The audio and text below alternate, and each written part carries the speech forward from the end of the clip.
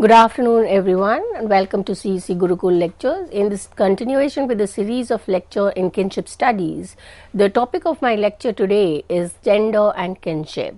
The whole idea today is to look into the way in which gender as a category has been introduced into kinship studies and the way in which it has kind of helped us to reimagine kinship. Just to kind of recap in the previous lectures on reimagining family, recasting kinship, I have talked about the role of reproduction technology in changing the meaning in which we look at kinship. We have a new way of looking at maternity, matrilineal system, as well as the whole idea of reproduction. So how did we kind of arrive at it? So in order to understand the significance of gender in terms of kind of being a relevant category to understand kinship relation, it was not always like that, and therefore two very pertinent important questions that arises is that is gender a relevant concept, or how were traditional classical anthropologists studying the society without kind of giving an analytical perspective of what women were doing in sociology and anthropology.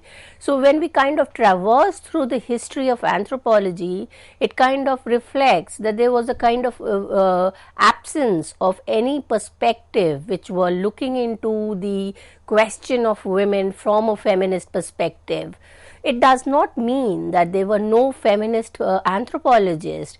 If we look into 1940s and 50s, there were many anthropologists like Ruth Benedict, Margaret Mead, and many others who were kind of giving in their contribution to the discipline of sociology, but it was again kind of limited with the discourses which were kind of available in mainstream anthropology. And therefore, in today's lecture, I will begin by looking into what was the scenario, how were women perceived, or were women present in the field when anthropology and kinship studies became relevant as important areas of study. Then we kind of move towards and see how they were kind of changed in the documentation and by becoming in of a large number of feminist anthropologists themselves. And this happened towards 1970s, 80s. A number of anthropologists kind of restructured the way in which kinship relations were being imagined or were being studied. And this is also was in kind of going on along with different things which were happening at the same point of time. One was the change within the discipline of anthropology in terms of kinship studies.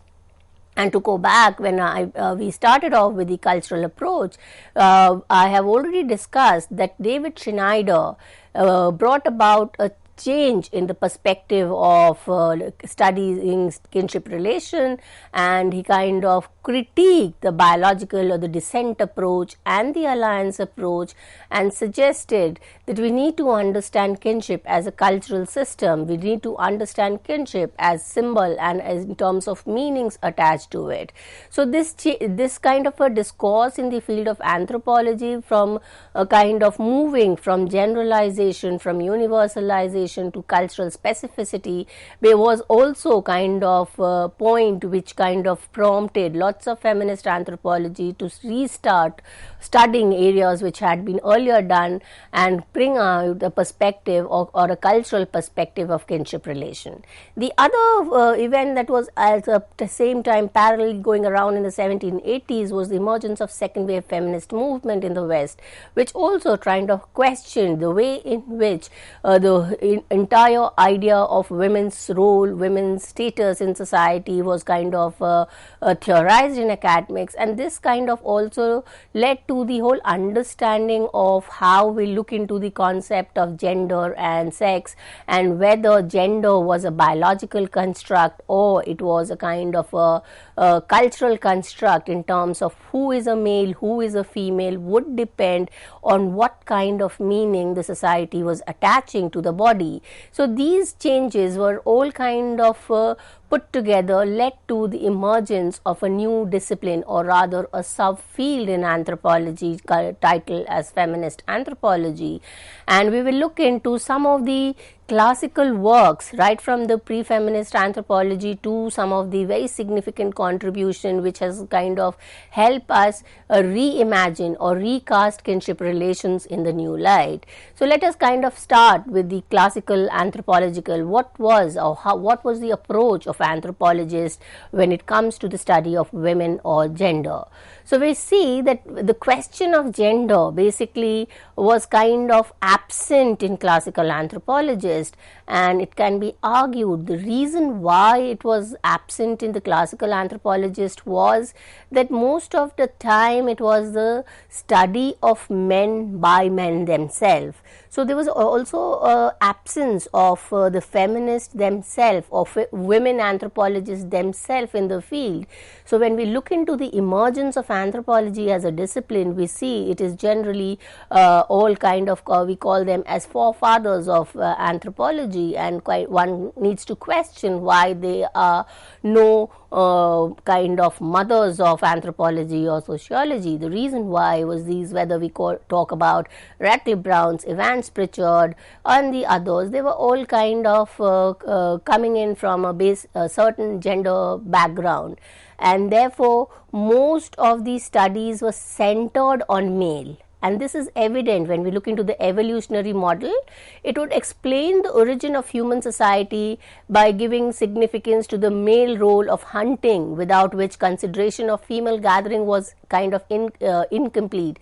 So in that point of time, if we look any kind of discussion on the domestic group or on the family could be based on a division, a dichotomous division between the public and the domestic, and public was always assigned to the men. So the men were hunting, men were going to the field, and women were back and they were engaged in reproduction and procreation. This was the evolutionary model, and we'll see how even Frederick Angel kind of uses the evolutionary model to explain the emergence of state and family in his work. So all of these were kind of argued that they had a kind of an androcentric bias towards the study of society. The next we see the descent approach, which I have already done in the previous lectures, was kind of trying to understand kinship relation, and we had a lot of genealogical charts and genealogical map. But what was kind of, we see that there was, it's kind from a male perspective, when the argument is that the reference point or the ego is always a male. So how would we look into a diagram which was kind of conceptualized by Morgan and then Radcliffe Brown if we kind of change that female into a female ego? So entire understanding would kind of get changed or kind of transformed. Then we also have the alliance theory. The alliance theory, to recall, is a theory which was given to us by Levi-Strauss in his understanding of the debate between the nature and the culture, and he kind of categorized women as belonging to the realm of nature and being kind of something which the society had to be structured, and according to Levi-Strauss, it was the women who had to be given in exchange, and it was the exchange of women which forms the basis of the alliance theory. And to recall, one of the critique of alliance theory is that Levi-Strauss kind of treats women as kind of property or objects that can be transacted. So there was a lot of feminist critique to the way the entire theory is based on kind of assumptions based on the nature-culture divide. So because when we look into most of the monographs in terms of the monographs in terms of study of specific society, we see that they were majorly kind of centered around the interest of male ethnographers. So in a way, there was an absence of any documentations on women's involvement in the household, domestic arrangement, trade, exchange, labor, religion and economic life.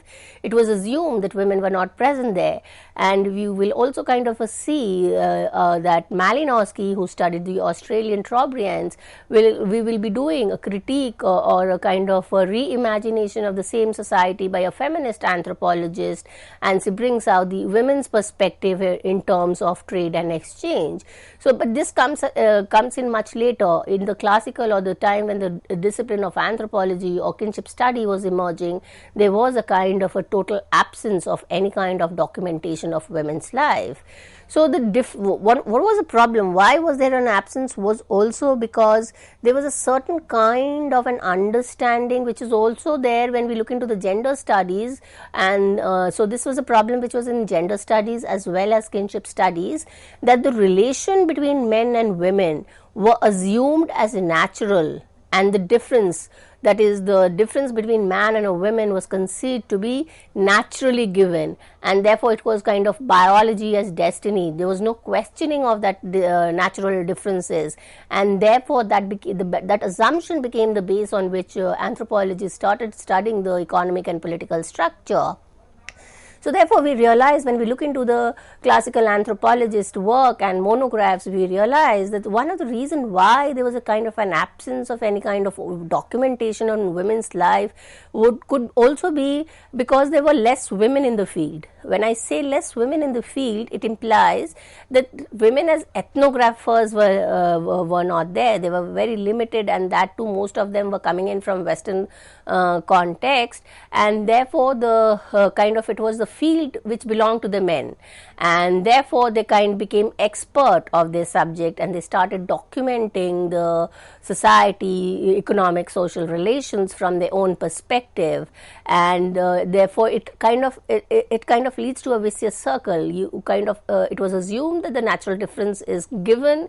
Women belong to the domestic sphere, women belong to the private sphere. That took away women away from the area of education in terms of academics, and therefore documentation started happening in terms of equally androcentric perspective, or a perspective in which the women's were less represented.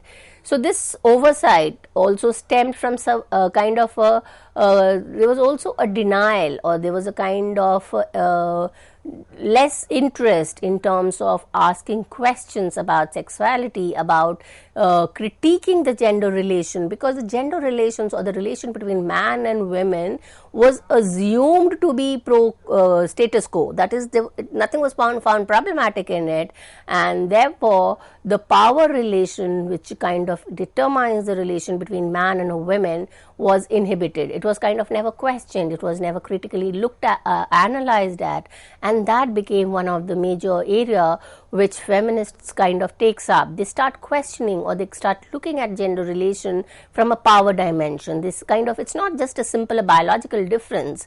It's a biological difference which has been constructed in a manner in which subordinate status has been assigned to women. So that universal subordination of women became one of the core concepts which was taken up by the feminist writings in 1970s and 80s. So also they understanding, which I already said in the introduction, that we kind of realized that there were some contributions by people who were looking at the women dimensions. We cannot look into all of them, but here I will just discuss 3 of them, which is very significant when we try to traverse through the history of kinship and gender. So we look into Frederick Angel's work, and as I said earlier, the Frederick Angel's work is the origin of family, private property and the state. Frederick Angel's was arguing that this entire system of patriarchy is an outgrowth of private ownership of property, and therefore he argues that in the earlier traditional society monogamy was absent. The whole idea was of marriage as an institution, family as an institution was absent. So for Frederick Angel, a traditional society was a matriarchal society and a matrilineal society. But again, his analysis is based on a duality between the domestic sphere and the private sphere, where he says that the women kind of were doing the domestic work, reproduction, procreation, and it was the men who were going out for hunting and gathering, and therefore there was kind of a collective life. Property was communally owned. Every member of the society had equal rights in the property. Therefore, it was a matrilineal or kind of a society in which the women status were kind of egalitarian to the men. And then he argues that as history progresses, as kind of society changes, economic relations changes, and people started owning private property, they kind of started looking for women as their forebearers of the inheritors who could take care of the property, and therefore there is a transition from a matrilineal society to a patrilineal and a patriarchal society. So the argument of Friedrich Engels is that the primitive communism, that is communal ownership of property, where there was no private property, human relations was egalitarian. Women's status were kind of more egalitarian than we would find in a private property. And when we say the emergence of private property, it's kind of following a Karl Marx perspective to say that emergence of private property led to the emergence of capitalism.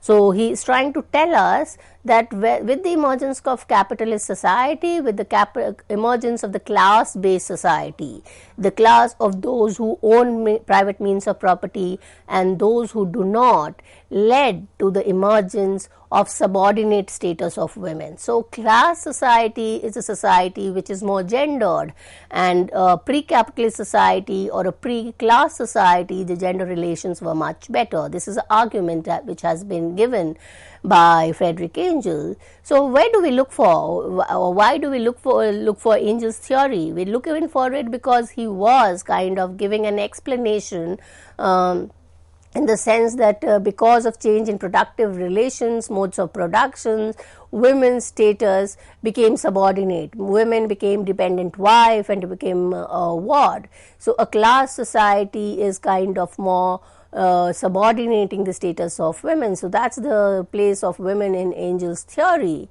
And the two main factors which he considers as responsible for the growth of private for the subordinate status, or rather we can say a decline in the status of women, was the emergence of private property, number one. And with emergence of private property, the institution of marriage, monogamous marriage and family kind of was institutionalized. And within family, or we kind of look into from a feminist perspective, family and marriage kind of appropriates the labor of women. So there are many scholars who kind of sees a semblance between capitalism that exploits the labor of the working class. So we find a patriarchal system in which men appropriate the labor of women. So that is from where the context from which such an understanding comes in. And therefore, while being from a Marxian perspective, the economy becomes the central institution. And when we look into sociology, theory of family, we kind of have an understanding that family is an economic unit, family is a unit for sharing resources. So economy became the main principle for defining the institution of family. So Engels concludes that the absence of private property made men's productive work and women's household work of equal significance. So again, we will look into the kind of a critique of Friedrich Engels by Karen Sack. Karen Sack kind of questions the way in which women's status is being kind of symbolically kind of mapped out with the emergence of capitalism, and the idea that a class society, a class-based society is only subordinate is the idea which he kind of rejects. And she argues that even in a pre-class society, the status of women were kind of not equal, and it was in kind of based on certain kind of inequality between the role assigned to men and women. The next important pre-feminist anthropologist, which is very significant when we try to look into the question of gender, is Margaret Mead. Margaret Mead's work, Sex, Temperament and in Three Primitive Society, kind of documents that the biological idea or the biological universal assumption between the natural difference between man and women is incorrect. Margaret Mead, through a study of the society, would argue that it is not biology that determines what men are supposed to do and what women are supposed to do, but rather it is the cultural meaning that society assigns to it, and therefore we will see that she questions the universal understanding of femininity and masculinity based on biological determinism. And she will argue that temperamental differences between sexes are culturally determined than innate biological. So we see different patterns of male and female behavior. The three society that she studied was Arapace. Child rearing responsibility was divided equally between men and women. This is different from what we perceive in a Western perspective, where we see that the child rearing is a women perspective. The second society was Mundu Gumorra, which he says there was a hostile relation between husband and wife, between brothers and sisters. These pairs is also kind of problematic because it has been placed within the perspective of biological determinism, and the relations are kind of visualized differently. Tachambuli was the third society, where she says that the men were kind of doing more of arts and aesthetics, and women were doing a lot of physical labor. So the whole idea that feminine, the gender stereotypical notion that feminine don't do physical labor, or they are soft, or they have nimble fingers, kind of questioned as early as this study. So when we look into these feminists, we know that they kind of laid the base, or they were giving us the foundation for beginning of the feminist anthropology, which kind of formally emerged in the 1970s onward. And we see that they started questioning some of the core assumptions in anthropology. As we have seen through the works of Margaret Mead and others, the first assumptions which was questioned was the universal subordination of women. And it was argued that this idea of subordination of women is culturally specific. The second idea which was questioned was domestic versus public domain. We'll see in the later discussions that the duality or the dichotomies between domestic and the public, the nature versus culture, reproduction versus production, and so many other kind of dichotomies which kind of determine the way in which gender relations were looked at in the scholarly work, needs to be questioned and needs to be understood. As long as we go by these binaries of nature and culture, to recall, Levi-Strauss uses the binary of nature versus culture to kind of arrive at the idea of incest taboo, and then kind of giving us that because there is an incest taboo, there should be a rule of exogamy, and exogamy kind of defines the fact that women should be given away in exchange to men. So the entire theorization of the relation between men and women was based on these dichotomies, which were kind of questioned by feminist anthropologists. Another issue which can also be questioned, and which we have seen in our earlier in our discussions on family, marriage and reproduction, was the way in which the man and women relation was kind of visualized as the base from which relations could be understood, and the whole idea that we cannot consider heterosexuality as the norm for understanding kinship relation. How do we then look into homosexuality, or how do we look into the entire idea that kinship and family could kind of sustain or kind of exist in the absence of any notions of sex and sexuality? Then the fifth idea or the assumption, which was also kind of questioned by the feminist anthropologist, was something which, the dual relation between the father and the son, and the mother and the daughter, and this kind of, even when we go back to the classical theory and we start kind of looking into the ego, and we kind of trace it in terms the matrilineal system, patrilineal system, the differences in descent system in terms of the relation between father and son. So this relations needs to be questioned, and we bring in relations which are kind of irrespective of the bloodline or alliance line. So we have already discussed that when we look into kinship studies after say 1980s, 1990s onward, we see the concept of relatedness, this concept of cultural relations becomes very significant in understanding kinship relations. So when we look into the whole idea of what feminist anthropologists were doing, we kind of arrive at the whole idea that it was the universal subordination of women, and this is a kind of feminist writing by Rosaldo, who questions the universal subordination of women, and they kind of help us to understand that when kind of integrating kinship relation, which is also a relation which is based on the man-women relation, it is very important to kind of keep certain things, ideas in mind. One, that the relation can be culturally specific, and number two, the idea of subordination of women is not universal. It is kind of again differs from society to society.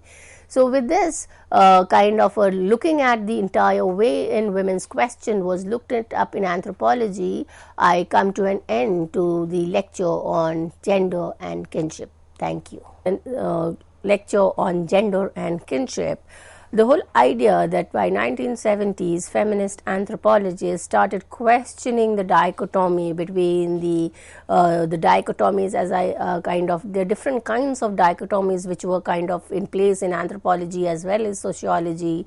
And when we look into these dichotomies, we see that it kind of helped us to understand men-women relation in general, and kind of was the kind of could be considered as the cause in which certain way in which women's subordination or the female status was kind of argued.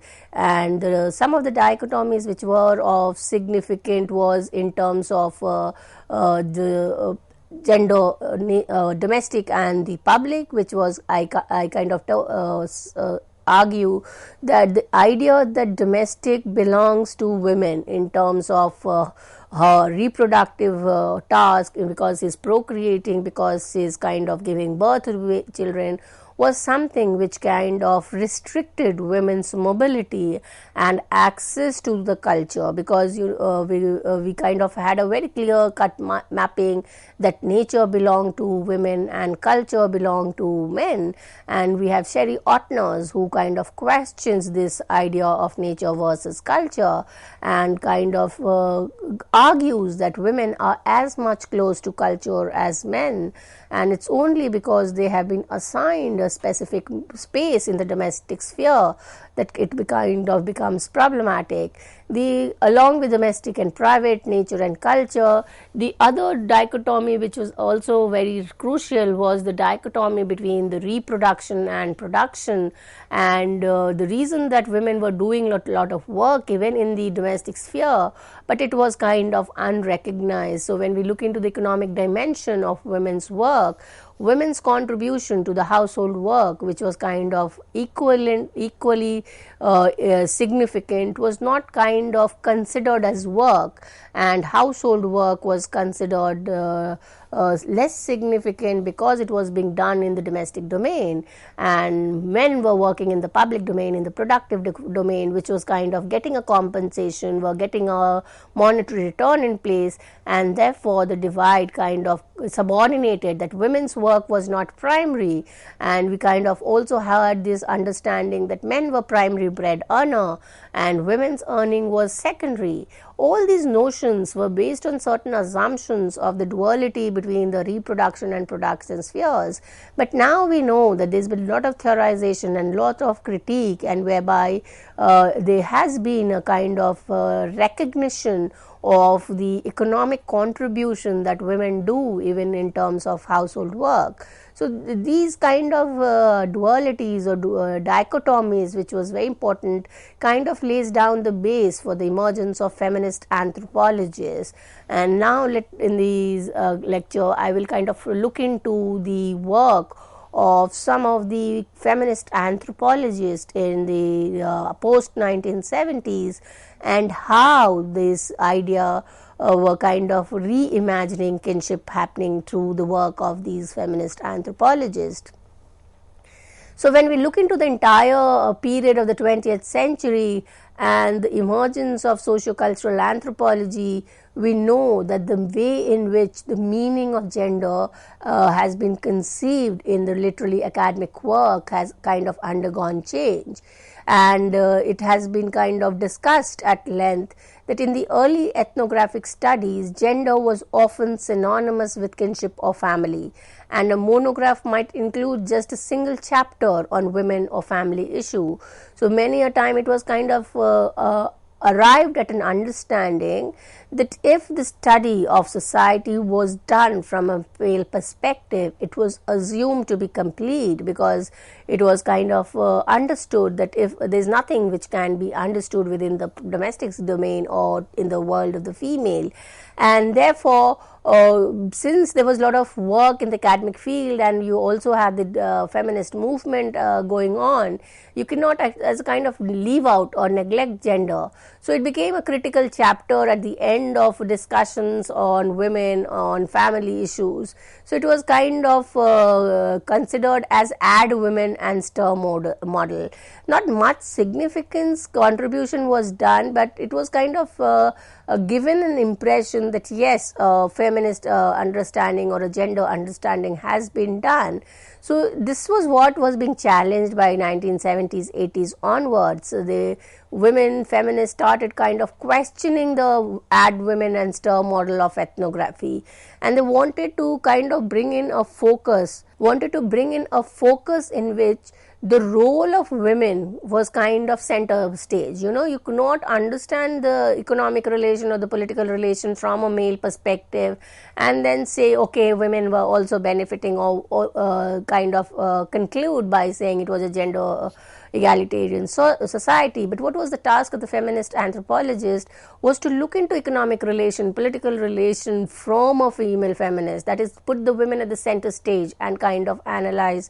So that was kind of a model which was kind of taken on in terms of understanding body, in terms of understanding gender, sex, sexuality, questions of health, human right. A large number of issues were kind of taken up by feminist anthropologists in order to kind of alter the way in which the women-men relations was being problematized in anthropology. And therefore, they kind of turned to kinship studies for tools to understand women's place in societies and possibility of change.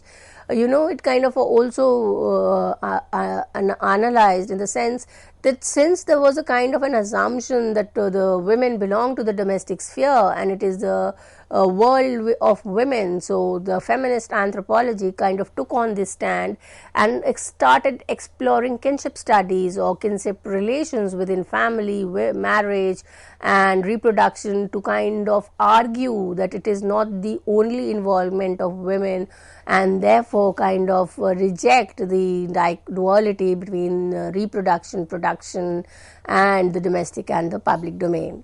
So they started challenging classical interpretation of gender and culture by situating women's work at the center of anthropological study. So it kind of implied that you kind of have a feminist perspective or kind of look into the economic, political relation from the way in which women were experiencing it, women were kind of affected by it, and that kind of implies that women were put at the center, the women were the subject of analysis.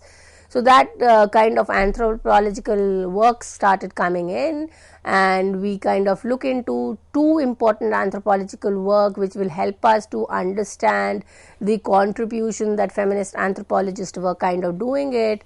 And the two works are Marilyn Strathern and the other is Annette Weiner.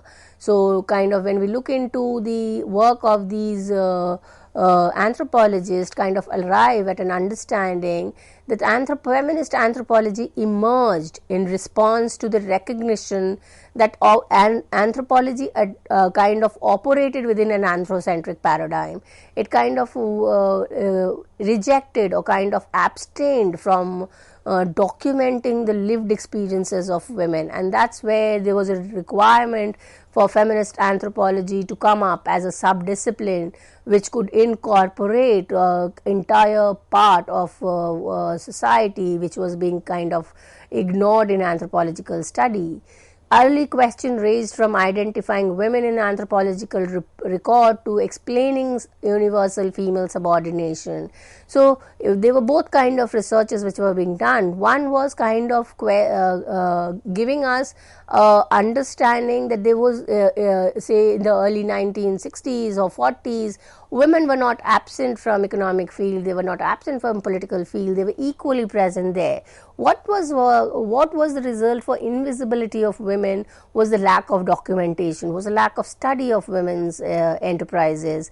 And number two was trying to explain that these assumptions which had become kind of the base for understanding female gender relation in society was the assumption that female subordination is universal, it's kind of uniformly found in every society. And as I already kind of said, that this idea of universal subordination was coming in from the perspective which kind of dominated classical anthropology, and that was the theory of generalization, the theory of universalism. So we kind of move from universalism to cultural specificity, and this kind of perspective where the significance is given to cultural experience, the idea of difference in terms of experience, in terms of everyday lived experiences becomes important to explain the idea of men and women relations. So both Strathern and Weiner, they challenged that idea that goods were produced by men and imbued with cultural significance. This is to go back to the whole idea of the domestic and the public domain, and as kind of noted earlier, that the whole idea that men belong to the public sphere, they were kind of involved in cultural activity, created an invisibility of women. So the argument by classical anthropologists were that men were in economic and political sphere and women were in the domestic sphere. You know, when we look into the Mayor Fortis study of Asanti, another classical work in anthropology, we see a clear-cut distinction between the domestic and the jural political, and you know the assumption was that women belong to the domestic sphere and men belong to the political jural sphere, and the entire contrast between the patrilineal system and the matrilineal system is based on the duality of the domestic and the political jural system. So that is what the two feminists were kind of questioning and kind of helping us to understand a different kind of analysis of kinship relation. Another important work which help us to kind of arrive at a unified system of analysis, that is both gender and kinship kind of says a common ground, and it can be through ethnographic study, it has kind of arrived at an understanding that we need a unified analysis. We cannot kind of segregate gender and kinship, but the two has to be put it into the same kind of platform from which society can be analyzed. And therefore Jane Fishburne Collier and Sylvia Ionesco, they gave an approach which kind of labeled or titled as unified analysis of gender and kinship. And they kind of again what I have been saying repeatedly is that they kind of rejected the divide, they rejected the duality. and the dichotomy between the domestic and the public was kind of considered as irrelevant for understanding. If we needed a unified analysis, if we kind of considered gender and kinship as kind of sharing certain kind of substance, then it was important that we kind of reject the dichotomy and arrive at a unified system of analysis. So the whole idea was to understand the contrast in terms of three alternative suggestions for rethinking the distinction between the domestic and the public, and a comparative solution would investigate empirical variation in the content and interpretation of the two domains. As said earlier, that what was more important was not to arrive at any generalization, but was to kind of look into the variation, was to look into the cultural specificity of certain practice, and that in a way would help us to question that the two domains were kind of not opposed to each other, but they could be a kind of lot of flow from one to the other. A transactional solution would examine the chain of individual transactions that give rise to the appearance of differentiation between two domains. This is in terms of looking into the economic aspect of the idea that as long as we kind of accept that the two domains are distinct and women are kind of excluded from the economic domain, then there will be a kind of a biased understanding of even the way in which transactions takes place, the way in which gift exchange takes place. So, even a lot of study in which it will kind of documented that the gift exchange which kind of takes place within the domain of the domestic sphere has kind of lot of monetary value into it, and therefore there has been a lot of anthropological study of the gift. Marcel Mauss has studied gift and given us social and economic interpretation.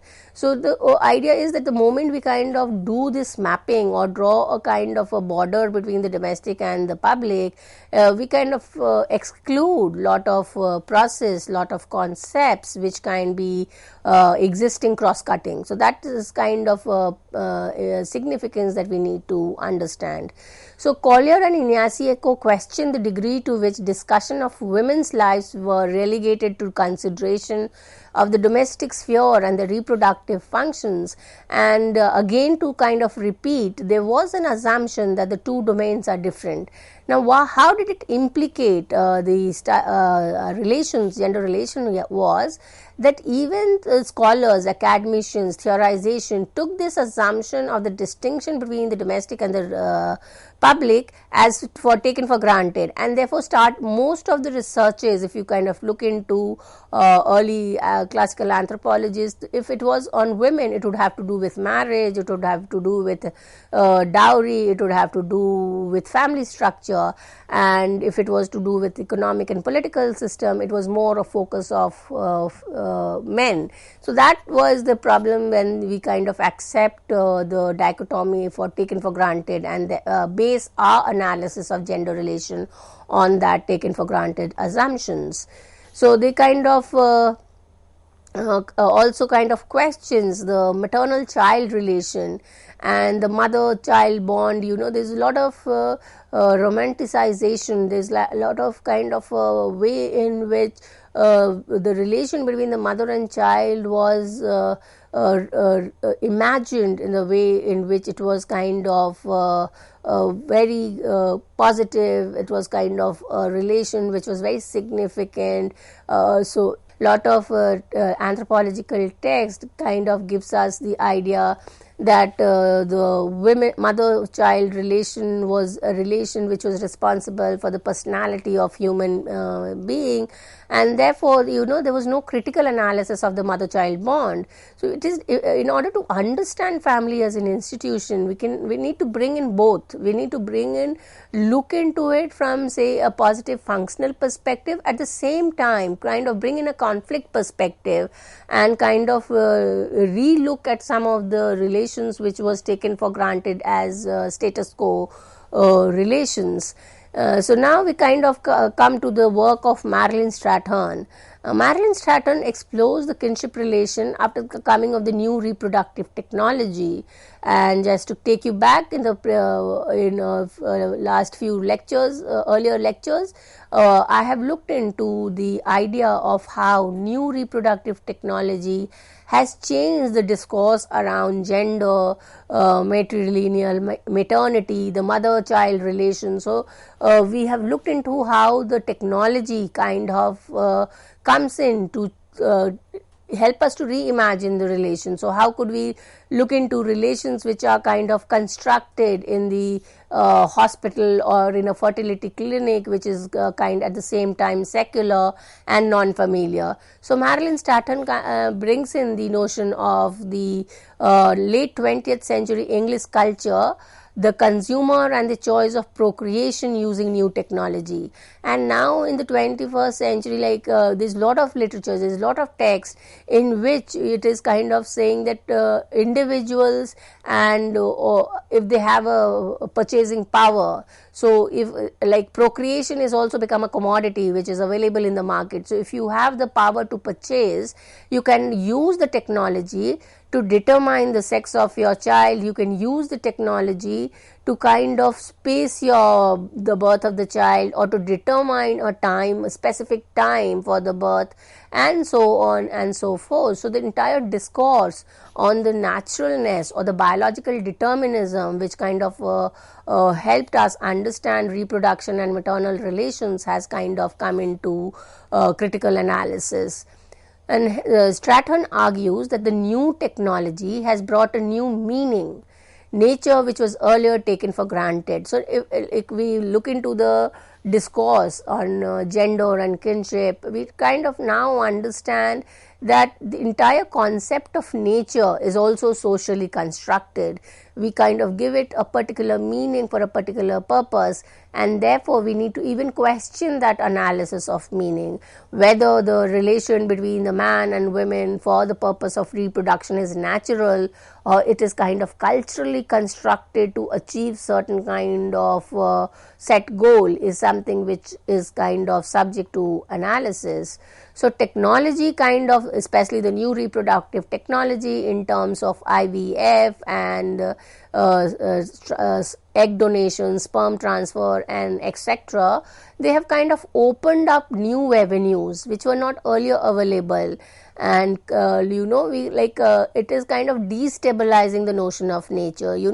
Also it kind of elaborate or kind of extend the discourse that we have on gender, especially kind of that there's a lot of argument in feminist literature that a woman who was kind of denied a right to work in the public domain was because of the reproductive responsibility. So if women was in her fertility age, she could not kind of take up a public job because she would have to kind of meet the societal responsibility of getting married and kind of entering into reproduction.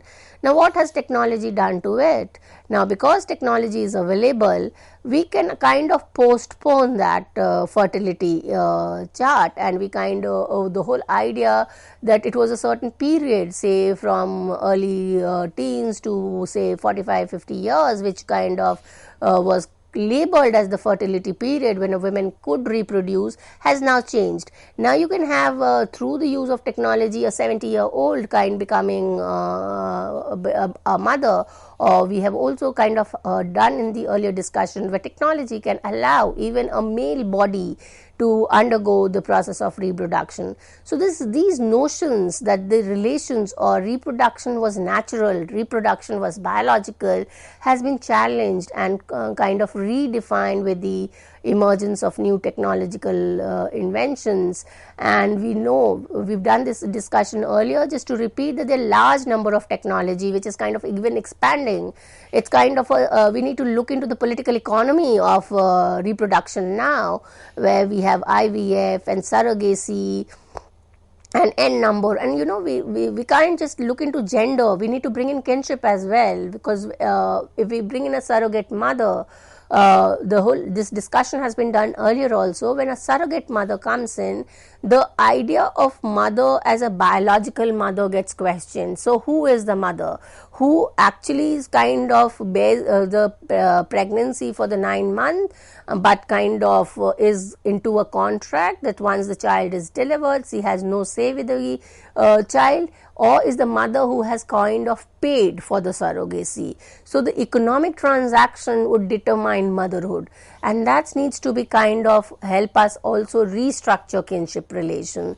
That mother and the child is not only a biological relation, it could be a relation coming out from an economic transaction. So Strathern reflects upon the new age technological development in the reproduction system as a significant shift, and states that what has been taken as natural has now become a matter of choice. Nature has been enterprised. So the reproduction is also an enterprise. So all these fertility clinic which we see all around, and which kind of has been expanding, and there's a lot of economic transaction going on. It's kind of one of the booming industry in terms of ensuring that every individual kind of has the choice to become a mother. So it's not kind of earlier argument of gender was that if you were a woman, you were supposed to become a mother. That argument is kind of being questioned now. The next anthropologist work, which is again very relevant, is Annette Weiner. Annette Weiner studies the same society, that is the Trobriand Islanders, which was studied by Malinowski. But Malinowski was, I have already said, was studying it from a kind of a different perspective, and he kind of arrives at a argument or a conclusion that it was the only men who were involved in economic transaction, and does not make any reference to women. So in her celebrated work, Women of Value, Men of Renown, Weiner tells us within a day of her arrival in Trobriand Island that she was brought to see 5-hour long exchange ceremony that was conducted entirely by women. So that invisibility of women has kind of been there in anthropology, could be kind of because of the unconscious objective of anthropologists who were studying society. It's not that they intended to do it, but they kind of somehow reflected it. And Annette Weiner in her study will say that women were playing a very dominant role in economic transaction in the Trobriand Islander. And then we have a very important work from India itself, Leela Dubey. Leela Dubey was one of the anthropologists who kind of has documented in detail on the kinship structures in women, how women and kinship are kind of related to each other, and how the Indian social system kind of has a bearing on how we look into gender. Just to kind of give you a reminder, this text by Leela Dubey has been analyzed, kind of done as a part of the lecture series in Key Text and in Social Sciences and Humanities. So if you kind of interested in looking into our debates on women and kinship, kindly go through the video.